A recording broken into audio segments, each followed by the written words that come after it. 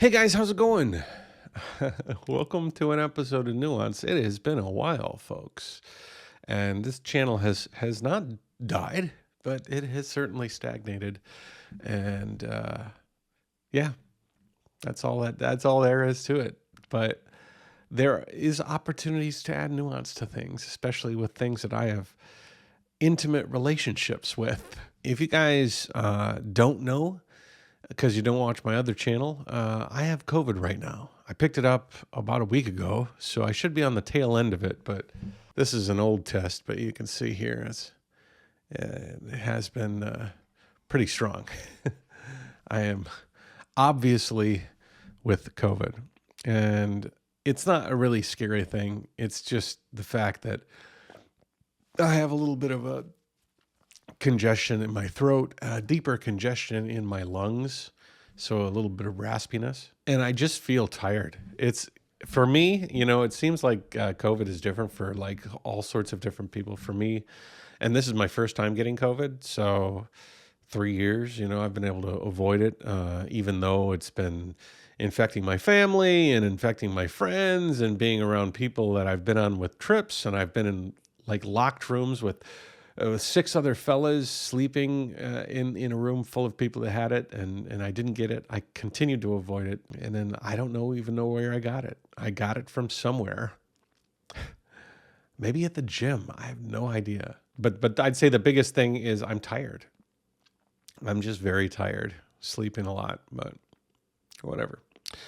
But why do I want to make a nuanced video? Well, what I am feeling right now is most likely what a lot of people in China are going to be feeling, because China has loosened up completely, done almost a 180 on their zero COVID policy. And I thought it would be fun to kind of talk about what I've heard, ask you guys what you've heard, and see if we could get a little dialogue here, because I am curious on the stories that you guys have to share. And I want to ask some questions of my audience that might still be here, because it's been a long time, but I think you're still around. I'm wondering what life is like in China today. I have talked to a number of my friends who live there and stay there. Annie's family, who is there currently. And so I'd like to share with you the what I'm receiving information from them, so that people who aren't in China can kind of understand, and also ask some questions with regards to what you guys might be experiencing if you're in China. I will say one thing though before I start this off. So I've been pretty pro zero COVID, especially in the first and second year of the pandemic. As it came out, the whole world sort of went into disarray. A quick synopsis: I flew to the United States. I was in China during the inception of COVID. Within the first month, we felt like, you know what, I'm an American. If we can jump to America and kind of like look at this thing from the outside perspective, maybe we can kind of judge appropriately, allow our daughter to kind of like live somewhat of a normal life. Because in the beginning, nobody knew what this virus was going to do.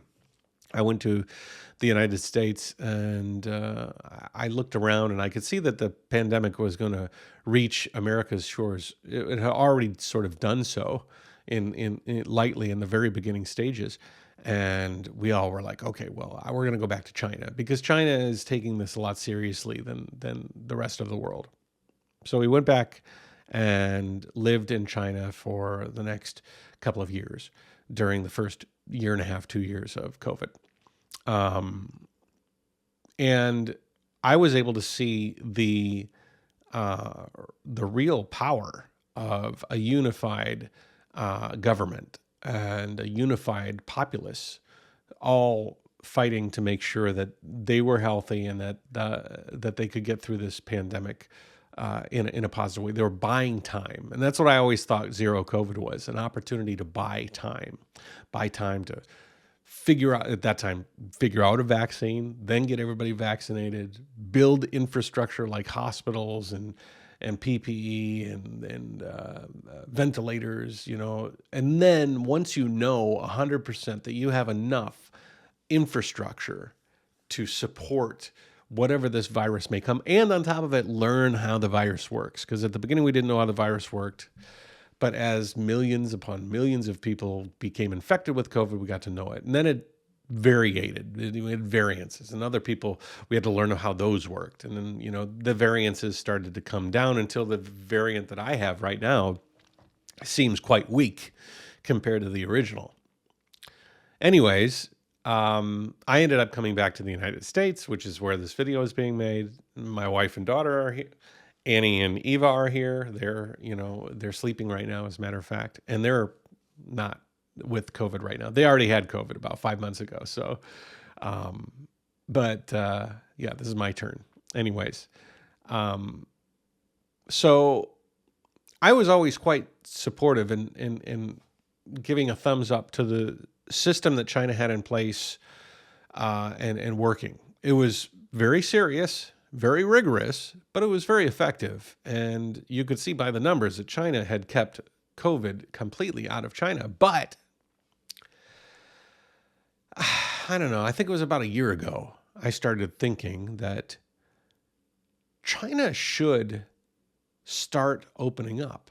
They should start really relaxing. And they started experimenting with things and relaxing certain areas and things like this. But I was thinking that they really needed to relax their entire system. They needed to move into the next phase, thinking that China as a country, as a populace, and as a government, always, no matter if you don't like them or do like them, the CCP and whatnot, they at least have the understanding of how a plan works.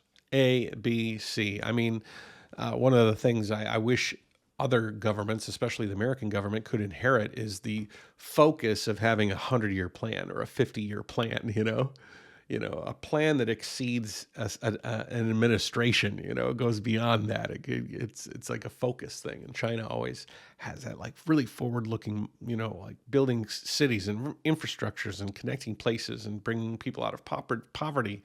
All of this, it was more than one administration. It was a wide-ranging, far-reaching, decade-long job. And it seemed like they were, they had their finger on the trigger. They would make mistakes, but, they would work through mistakes.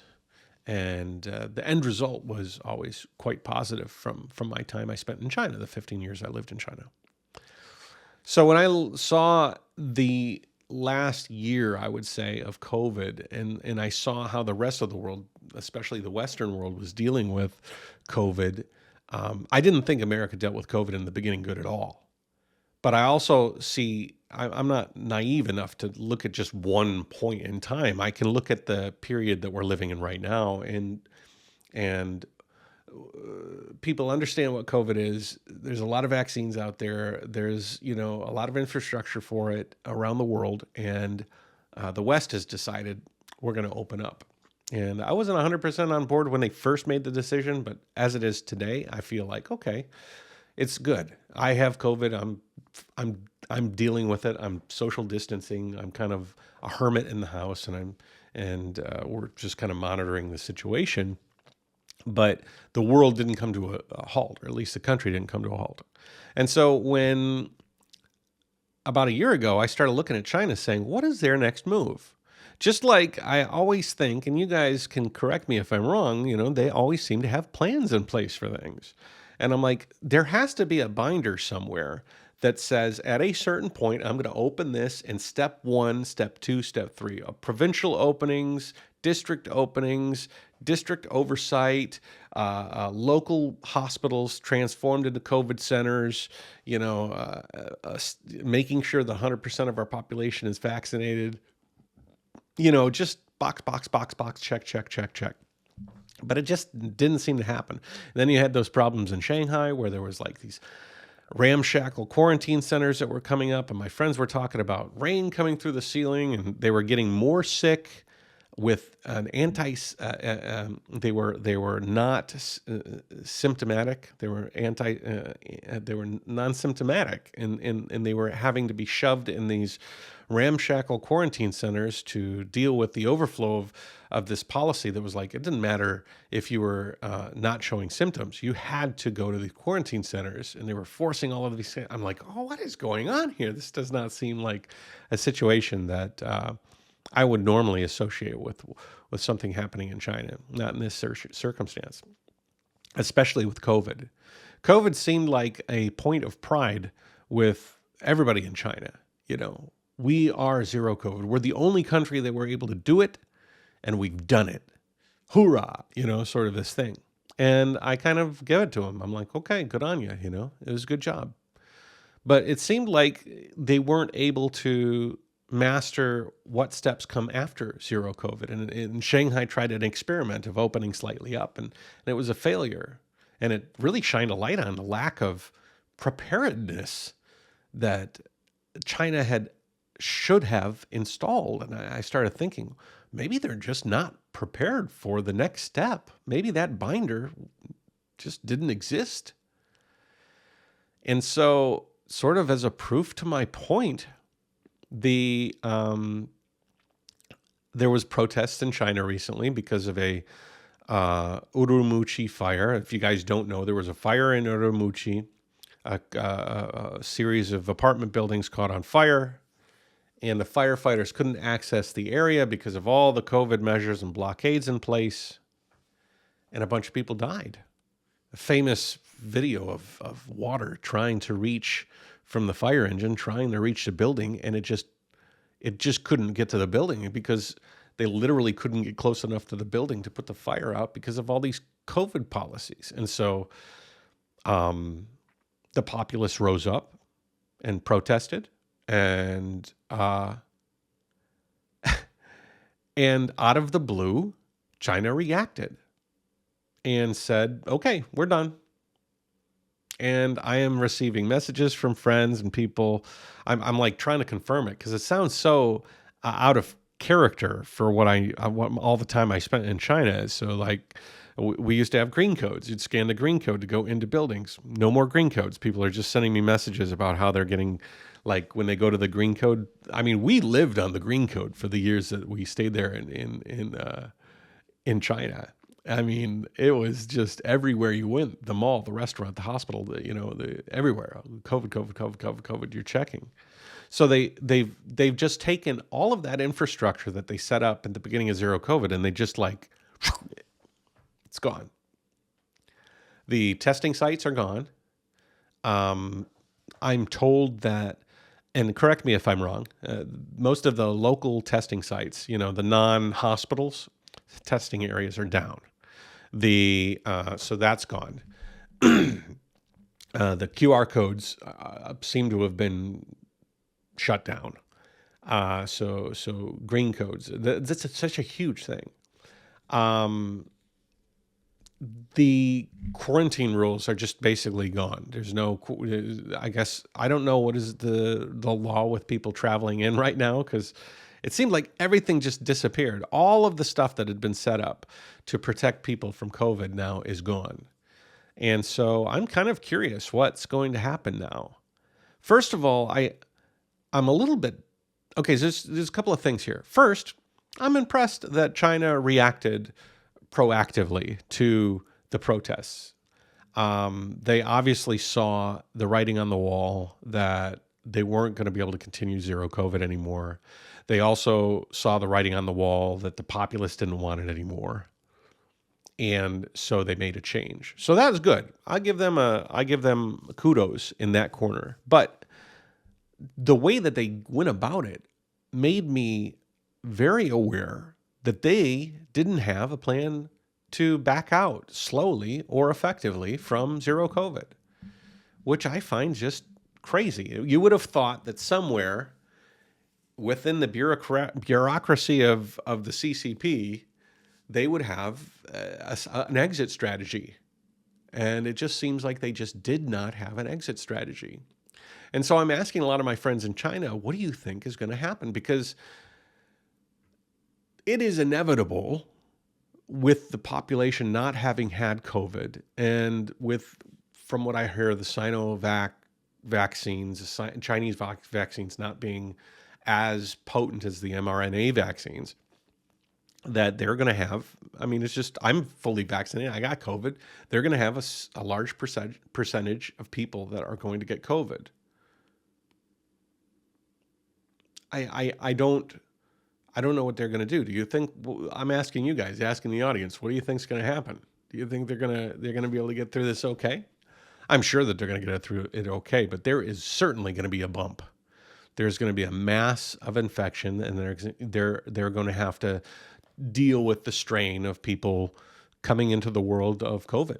And there are certainly going to be deaths. And a lot of the people that I talk to about that, people are going to, we should have never left zero COVID. There's a few people that I feel are in that camp. And, listen, the world has learned to deal with COVID. It's not like it was in the beginning, so there's a lot less to fear. But I feel like we shouldn't fear COVID as much as say we fear the flu these days. Maybe not, like I said, I always got to put the caveat in there. In the beginning, it was one way, but now it's different. And so today, we're dealing with China that is free of regulations, but also free to start getting infected. And I'm just kind of want to throw that out there because I'm very curious as a China watcher, as a guy that has family from there and that wants to see the best for the country. I'm excited that they're entering this new phase, but I'm also kind of scared and hopeful that it's not going to be too brutal on them, and that they realize that people are going to start getting sick, and a lot of them are going to be asymptomatic, but many of them aren't. Annie's dad, he just went through a cancer bout, and he just went through chemo. I'm worried about him. He's a good man. He's got many years ahead of him, and COVID could be a strain on him. But I'm also thinking there's a lot of people that are like talking to me about statistics around the world and people that, the way this virus affects populaces and stuff. Listen, there is no populace like China. And to think that they're just going to strip off their masks and run in naked down the street getting COVID, that's not true. They're going to be very cautious. They've been kind of primed that way to slowly walk into the situation of a COVID lifestyle with open eyes and with apprehension and with fear. And I hope it's not too much fear. But I also know how I felt when I first came to America and I was coming from China. And it was a bit scary, especially seeing the different people around me get COVID, and seeing them get through COVID was what sort of wore on me as, okay, this is something we can get through. Annie and Eva, when they got COVID, they were like, oh my God, we got COVID. And then suddenly the first few days of symptoms came in and they said, oh, okay, it's not so bad. And so China has an opportunity to kind of see the real situation that COVID is today. And anyways, so are you in China? Are you starting to feel the effects of COVID? Has anybody gotten it yet? What is their situation? Are they asymptomatic? Are they being taken to a hospital? I'm trying to think of what people are going to do if they do get infected. If you're asymptomatic, you should just stay home and deal with it. Just let me know. What is your opinion of what's going to happen here in the next little while with COVID? Do you think that there's going to be a blip? Do you think there's going to be a mountain? Do you think that this is going to shake up the whole government and derail the CCP? Let me know in the comment section below. I'm very curious. Give me some nuance, add some nuance to this conversation. I hope you guys are doing really well. I know I haven't put much on this channel in a while. I do have some plans to put some more stuff on here. I've actually watched my two old friends, the ones who Matt and Winston, and they've put out they put out a video recently, and they were like, "This is why China is so ugly." It's just, I just can't help but watch their stuff and say, "Oh my God, there just doesn't seem to be a voice loud voice that bats against them, and it's very frustrating. And so maybe I'll I'll put some videos out where I kind of rebut some of their assertions about China, because right now they're the smartest China guys around, and I just don't believe that. I don't believe that's true. Anyways, what do you guys think? Take it easy. We'll talk to you later. I'll upload this, and we'll see how it goes on Nuance. We're putting a video up on Nuance. I have COVID. Some of you will too. It's going to be okay. You'll be all right. Bye.